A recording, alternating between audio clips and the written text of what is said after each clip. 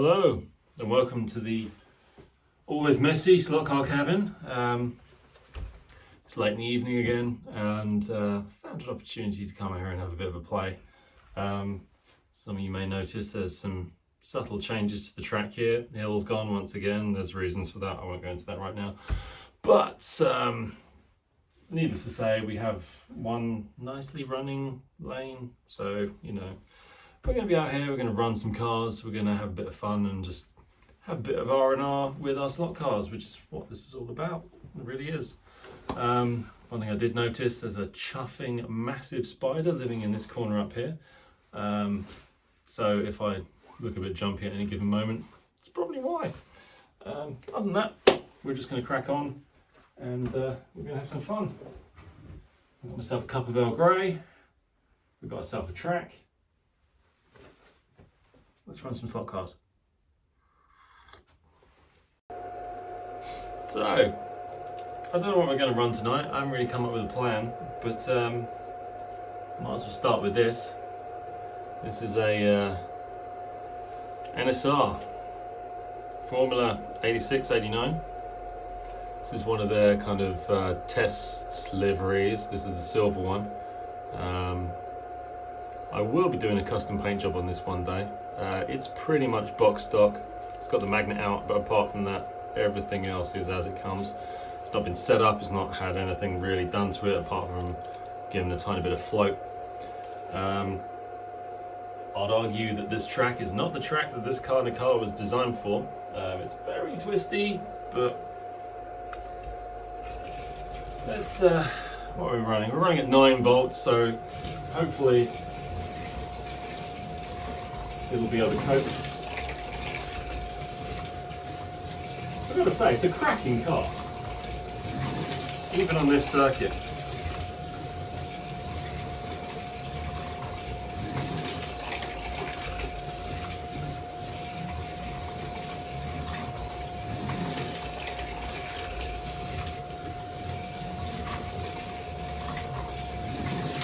With a club circuit going to polycar track and Scalextric Sport, we made the switch from silicone tyres to rubber, and in turn I've kind of had to make the switch from silicone tyres to rubber at home as well. And yeah, this track is in no way rubbered in, it's in no way clean, it's not ideal, but all things considered, considering this is on the stock rubber that it comes out the box, this is a phenomenal little car. Ah, he says. Ugh. This track is very dirty at the moment. And these tyres are very wide.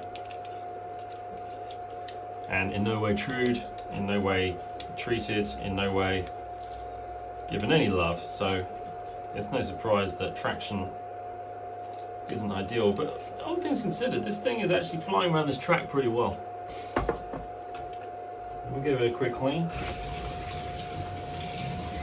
Then run away again. Yeah.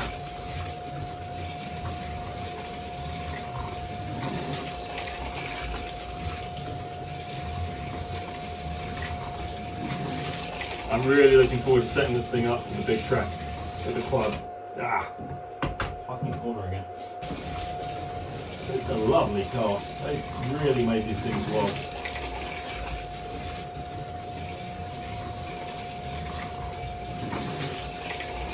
Even with these tight little twisty R1 bits I got through here, you can really drive the car through them.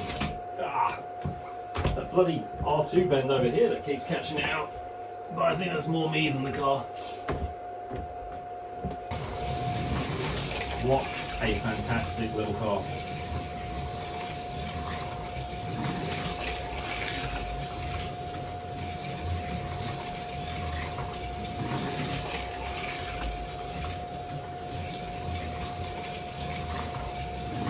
I really need to invest some time and effort into this little thing. I think with a little bit of love, this car could be utterly phenomenal.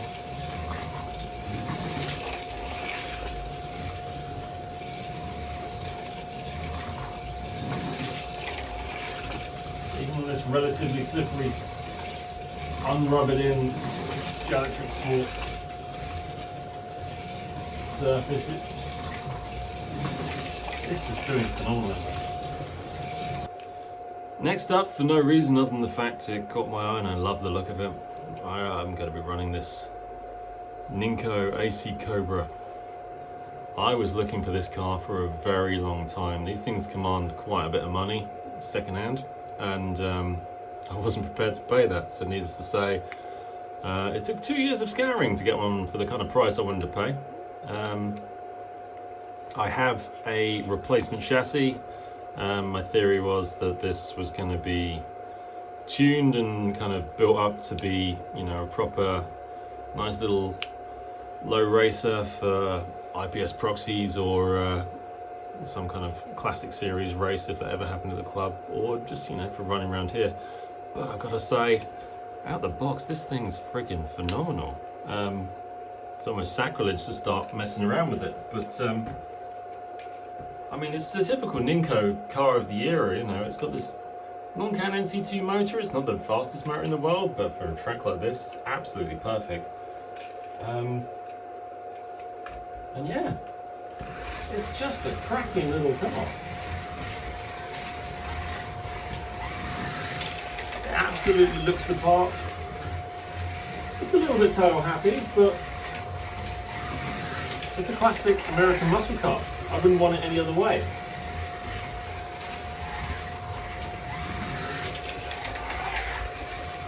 Man, I love this thing.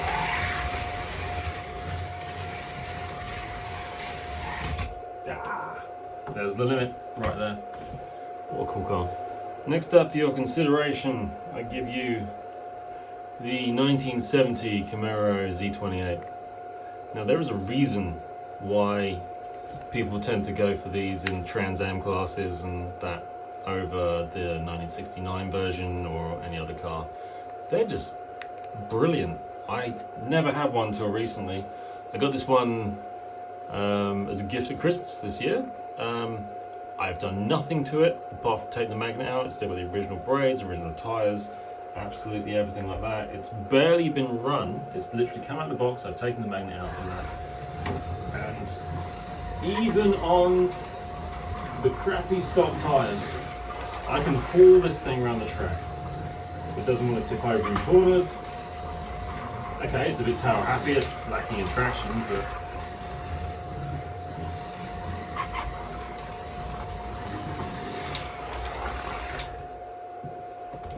and yeah, this thing hauls. It's awesome. This livery, not my first choice, you know. Stars and stripes and all that. I'm not exactly a patriotic American. I live in East Kent, for Christ's sake. So this livery, Frank Gardner's British touring car, Castrol livery, much more down my street. Now this car, again, completely stock. The braids have been changed and it's got some BRM rubber on the back. So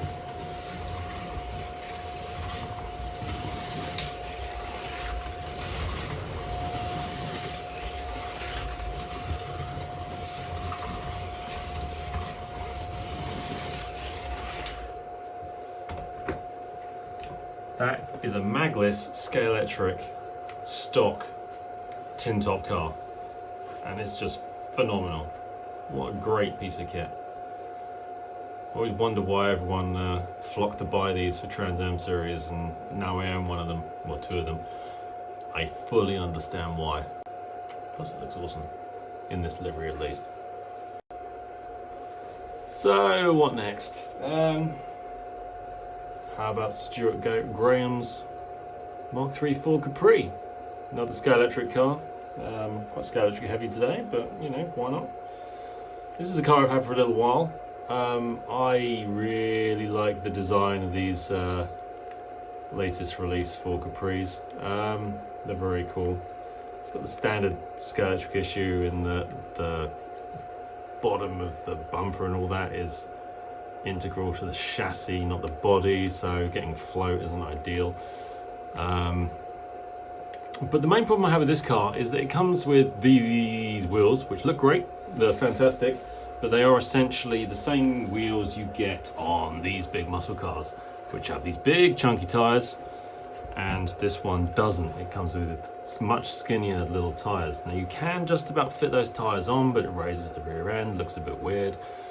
So finding replacement tyres from the stock Scalextric ones, which if you're running magless is pretty much necessary, is very hard to do.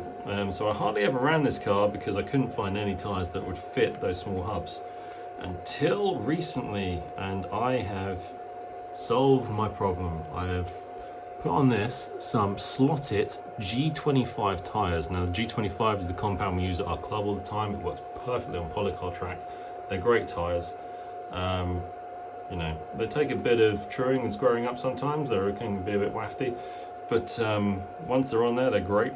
And these are the 18x10s, which are the smallest ones that they come with, and they fit on these wheels beautifully. I mean, look at that. Great little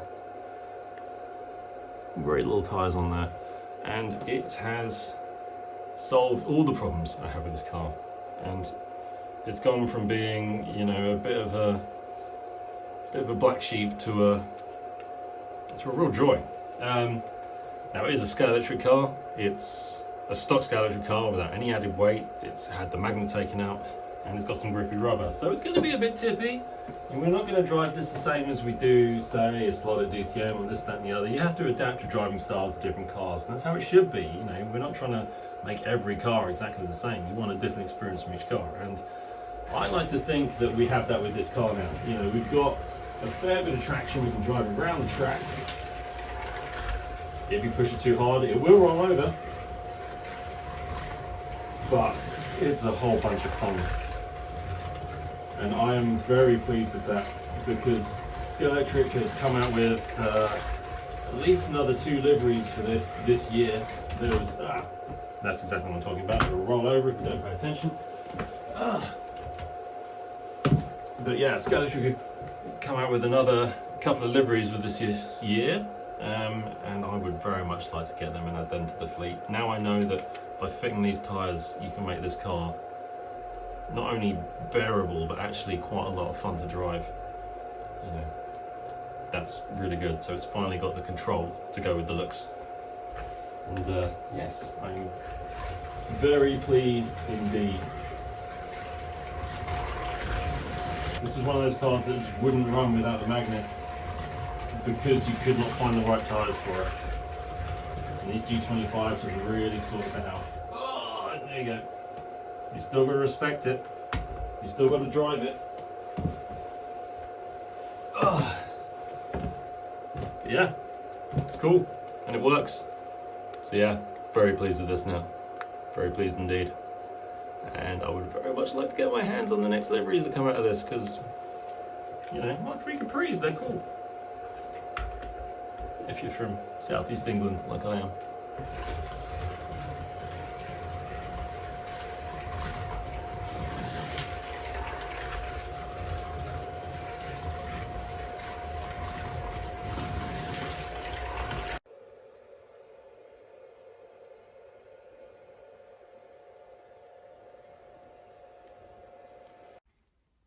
Right, it's late.